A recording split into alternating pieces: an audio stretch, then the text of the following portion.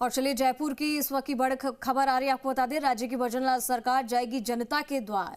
लोकसभा कार्य योजना की बैठक के लिए बड़े फैसले लिए जाएंगे। मंत्री जिलों में जाकर करेंगे जन सुनवाई, जनता और कार्यकर्ताओं की सुनेंगे अभाव अभियोग। भाषणबाजी के बजाय लोगों की समस्याओं के समाधान पर होगा फोकस। हर मंत्री को 2 जिलों का मिलेगा जिम्मा, साथ में संगठन के पदाधिकारी रहेंगे जन सुनवाई में। बीजेपी कार्यालय में भी जल्द शुरू होगी मंत्रियों की जन सुनवाई। लोकसभा चुनाव से पहले घोषणा पत्र के 40% वादे पूरे किए जाएंगे। तो ये बड़ी जानकारी आ रही है जयपुर से, जहां पर राज्य की भजनलाल सरकार जाएगी जनता के द्वार। लोकसभा कार्य योजना की बैठक में बड़े फैसले लिए हैं। मंत्री जिलों में जाकर जन सुनवाई करेंगे ताकि जनता से सीधा सरोकार हो सके। जनता और कार्यकर्ताओं के अभाव अभियोग सुनेंगे। भाषणबाजी के बजाय लोगों की समस्याओं पर फोकस रहेगा। समाधान कैसे करना है समस्याओं का, उस पर फोकस रहेगा। तो ये बड़ी जानकारी इस वक्त की।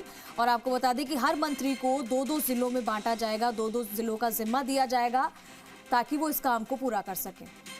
विष्णु शर्मा हमारे सहयोगी ज्यादा जानकारी के लिए हमारे साथ जुड़ चुके हैं, उनका रुख करते हैं। विष्णु, ये एक बड़ी जानकारी सामने आ रही है कि भजनलाल सरकार अब जनता के द्वार जाएगी, यानी कि हर मंत्री को जो जिम्मेदारी दी गई है ताकि जनता से सीधा सरोकार हो सके और उनकी समस्याओं को सुना जा सके और समाधान किया जा सके। क्या कुछ लेकर इसको और जानकारी है?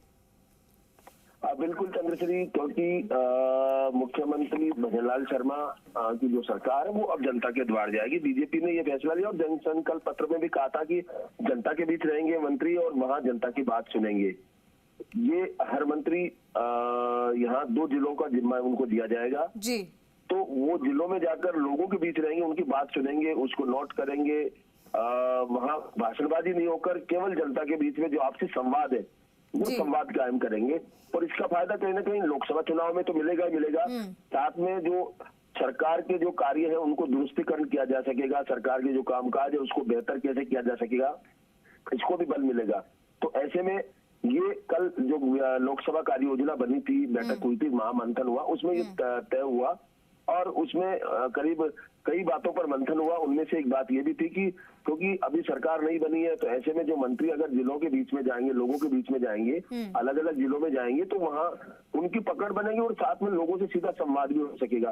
हालांकि पिछली जो कांग्रेस सरकार थी उन्होंने भी शुरू किया था लेकिन कुछ दिन चल के रह गया था। तो ऐसे में अब ये संगठन को ध्यान देना होगा, क्योंकि संगठन और सत्ता और संगठन की कल जो संयुक्त बैठक इसीलिए हुई थी कि कहीं ना कहीं सत्ता और संगठन का साथ रहे। मंत्री जब जिलों में जाएंगे तो यहाँ बीजेपी के जो पदाधिकारी हैं वो भी साथ रहेंगे। तो ऐसे में दोहरी पकड़ वहां पर बनेगी और आने वाले समय में ये बीजेपी के लिए फायदेमंद साबित होगी, क्योंकि अगर लगातार 5 साल जाते हैं मंत्री जनता के बीच में रहते हैं, उनका दुख दर्द समस्याएं सुनते हैं, उनका निराकरण करने का प्रयास करते हैं, तो इसका फायदा आगे जो विधानसभा चुनाव होंगे या जो अन्य चुनाव होंगे उसमें मिलेगा। जी ठीक है विष्णु, बहुत शुक्रिया आपका इस तमाम जानकारी के लिए।